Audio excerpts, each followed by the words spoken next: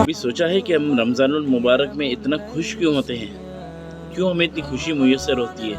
इतनी फरहत, ताज़गी, रूहानियत, दिल को सुकून क्यों मुयस्सर आता है? इसलिए कि हम रमज़ानुल मुबारक में हर वो काम कर रहे होते हैं जिसके लिए हमें पैदा किया गया है।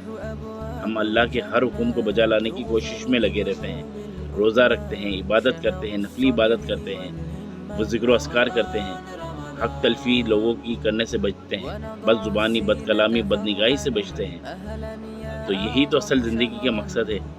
लेकिन अफसोस कि हम सिर्फ ये रमज़ान में ही करते हैं। अल्लाह करे कि अल्लाह ताला ने जब तक हमें ज़िंदगी दी है, हम अल्लाह के हर हुक्म को बजा लाने की कोशिश में लग जाएं, उसे राज़ी करने में लग जाएं।